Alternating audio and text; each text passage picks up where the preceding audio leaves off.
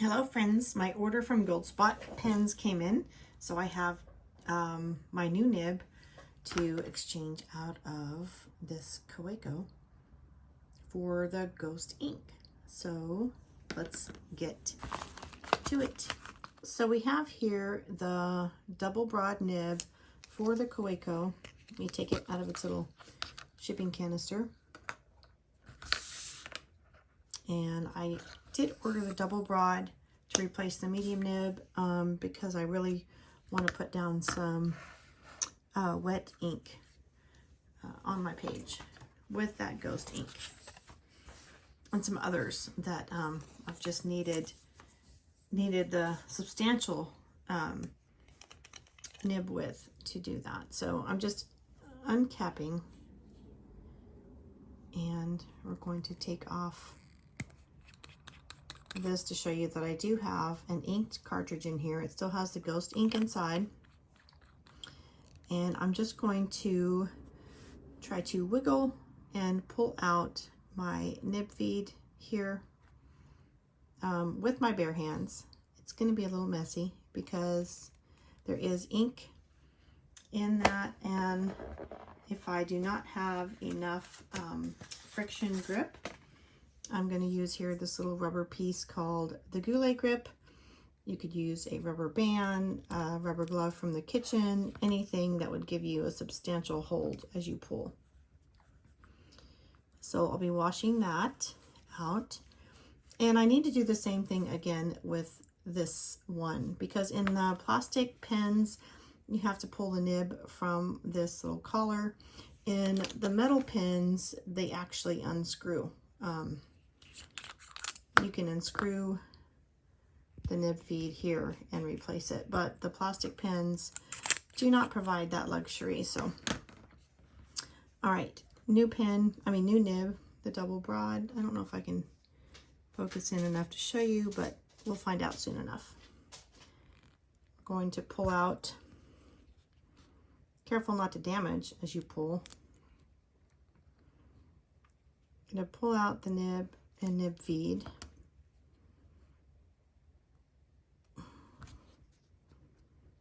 This one's being a little tough because it's actually not lubricated with any ink as this one was. So let me see if I can dip it in some water and see if that would help. Not sure, but it's worth a try. It's an idea, right? Moisten it just a bit and try again. We try with a dry towel. Now that I've got it wet, oops, that one's really stuck.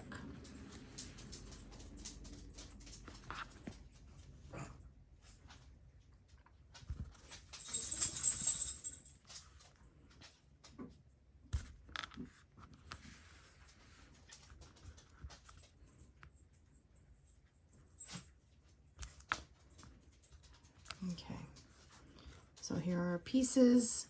I don't need this collar here because I'm using the one that's existing in the pen. I do have to line up my nib plate on the nib feed and make sure that it is seated in,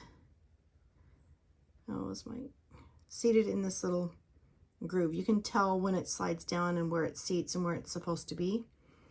And then I'm going to slide it into, I'm trying to find, I don't know if you can see, there's a beveled place. I'm going to slide it in here, twist around, see if I can feel it. Push. I did hear a little click. So now I just need to allow gravity to bring some of that ink down into my new nib feed and nib. So let me cap it and do that while I clean up.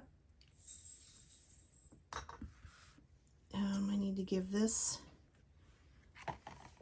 a good rinse and flush, so I'll just drop it in the water and let it do that. And after I've cleaned it, I'll put it back into this and I'll just store it in this container here, as I did with my fine nib. I store it in the medium container, and I'll store the extra nib into the leftover container. So look at, this is my ghost ink that was on that nib when it landed on the towel.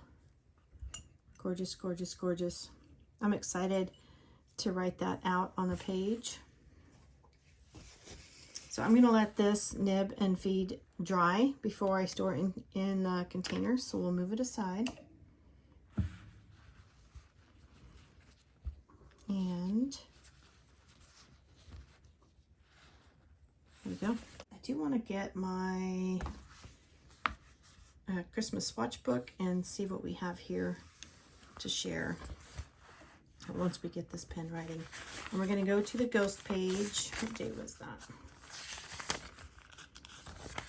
There we are. It was day 6. And we'll do a new writing sample once we get the ink flowing.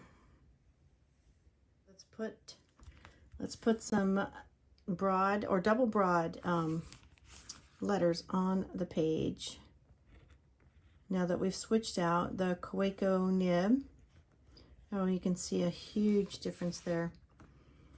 Kaweco Sport, and this is the Iridescent Pearl pen body, but I have switched out the nib in this for the 3rd time. It started with a fine, I switched to a medium, and now we have the broad. And oh wow, so I was really hoping for a nib that would lay down some ink. This is fabulous. Yay, we did it.